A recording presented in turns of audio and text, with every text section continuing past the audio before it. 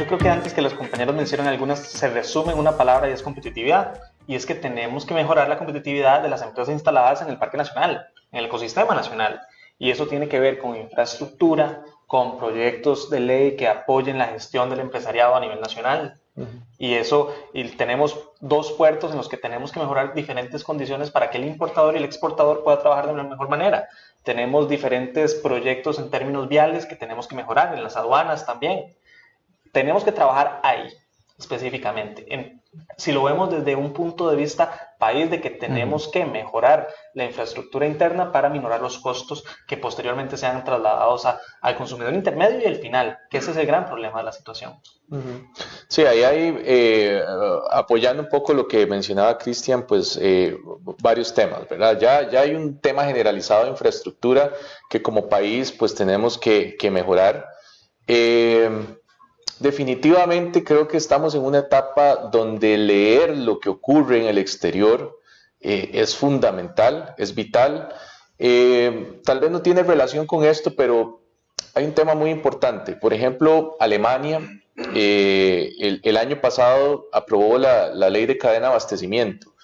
¿Qué es la ley de cadena de abastecimiento? Básicamente un control que ejercen sobre los operadores de comercio en Alemania, en donde cualquier situación derivada de los proveedores que ellos tengan en incumplimientos en materia de derechos humanos, en materia ambiental, ¿verdad?, entre otras, puede generarle sanciones. Entonces, evidentemente ya no solo jugamos con este entorno conflictivo de alguna forma, sino también con las que son tendencias que no son tan nuevas tampoco, ¿verdad? Ya son medidas que se han venido hablando por mucho tiempo, pero que el país tiene que preparar precisamente este parque industrial para poder enfrentar esos nuevos retos y ser competitivo en el mercado.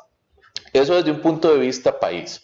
Yo quisiera pensar, ¿verdad?, que toda esta crisis logística realmente tiene sus cosas buenas también, ¿verdad? O sea, en cada crisis hay oportunidades, ¿verdad? Y eso es una realidad.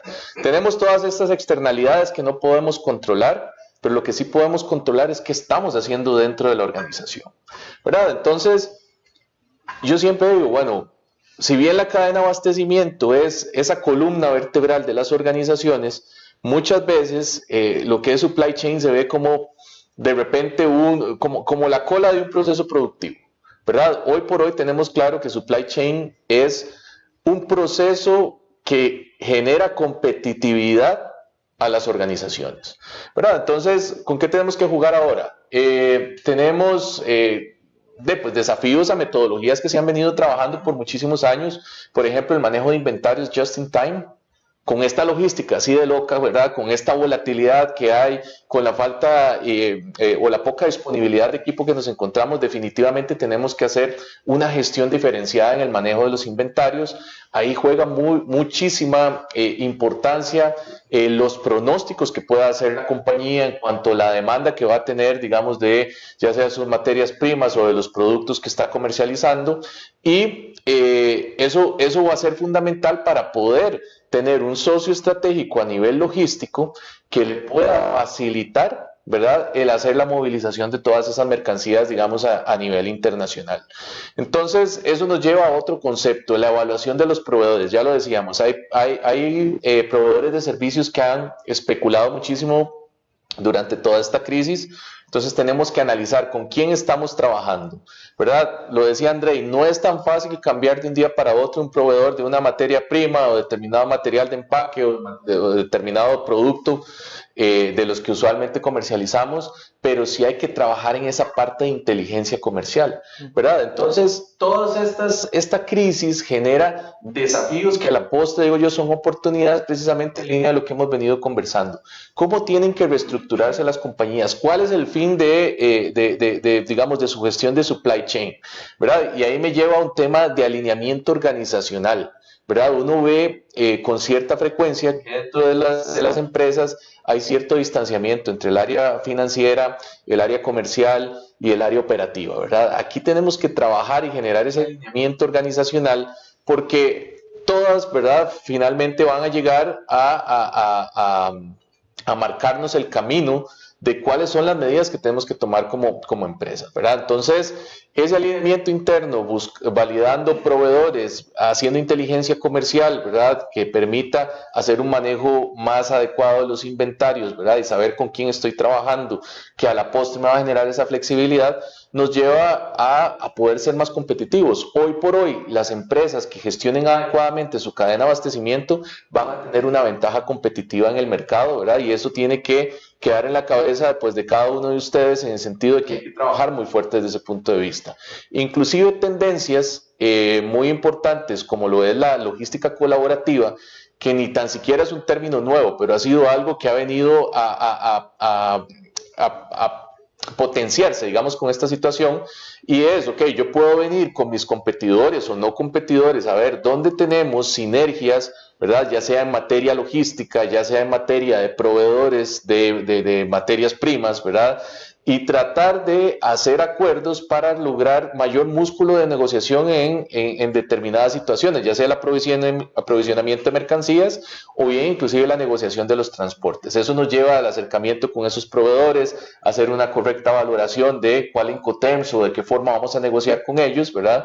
Y bueno, esas son las tendencias. Sumado a un tema transversal que ha sido muy curioso derivado del COVID, es pues que definitivamente todo esto aceleró la transformación digital, ¿verdad? Y la tecnología viene a jugar un rol fundamental durante todo este proceso, ¿verdad? Ya automatizar cierto tipo de gestiones, ¿verdad? Comentábamos ahora antes del evento un poco de los robots, cómo vienen a mitigar un poco la carga operativa en temas transaccionales, ¿verdad? Y yo creo que todos esos son oportunidades, ¿verdad? Definitivamente hay que verlas. Y el hecho de que la cadena de abastecimiento esté teniendo esa importancia dentro de las organizaciones definitivamente nos ayuda a trabajar más estratégicamente y a pensar en esquemas que me ayudan pues, a controlar mis costos, ¿verdad? Pensar en temas impositivos, tributarios, ¿verdad? Que nos pueden generar ventajas, ¿verdad? Regímenes especiales, por ejemplo. Y en esa línea creo que hay que trabajar, ser muy estratégicos precisamente para alcanzar esa competitividad.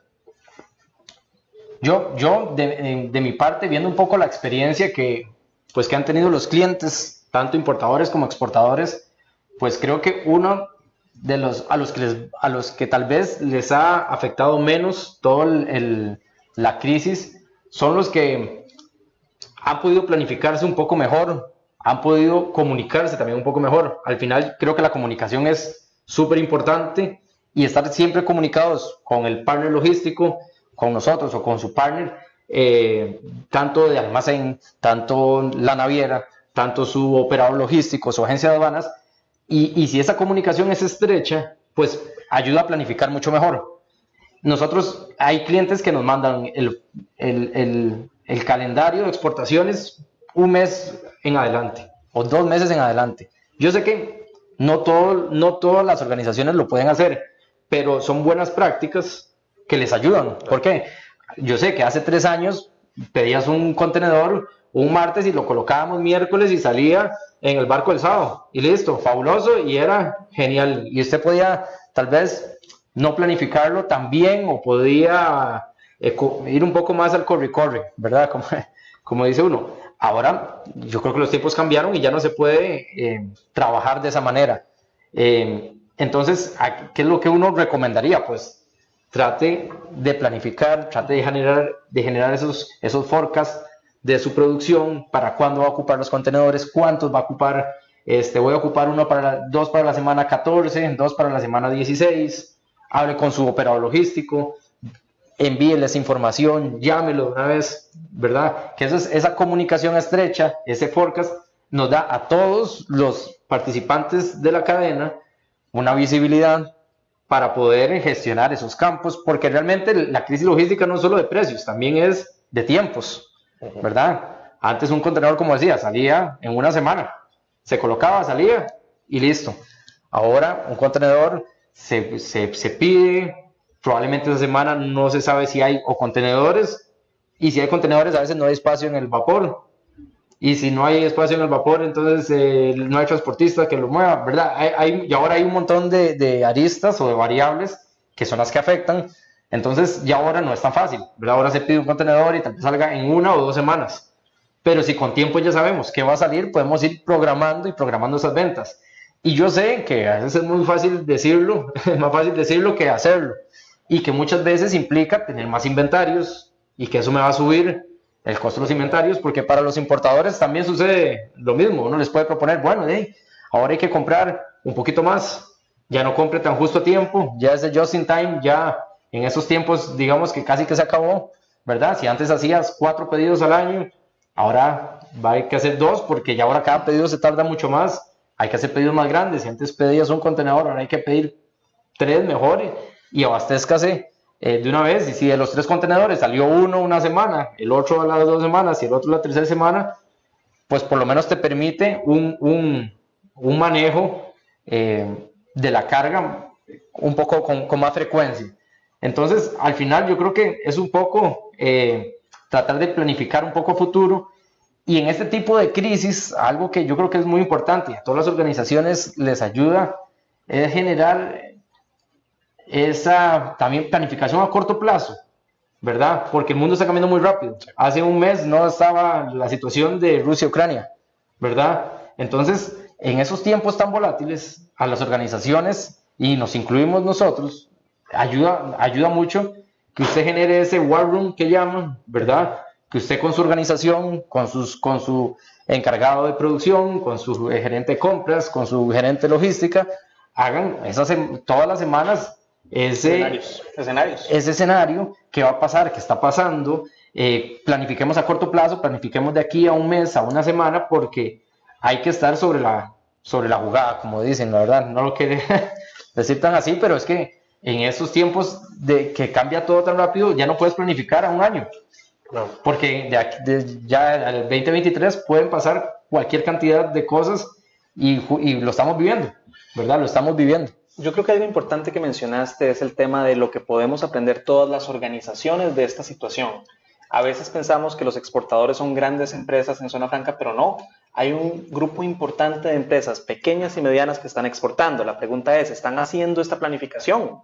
Probablemente muchas de ellas aprendieron en estos 2 años a hacerlas.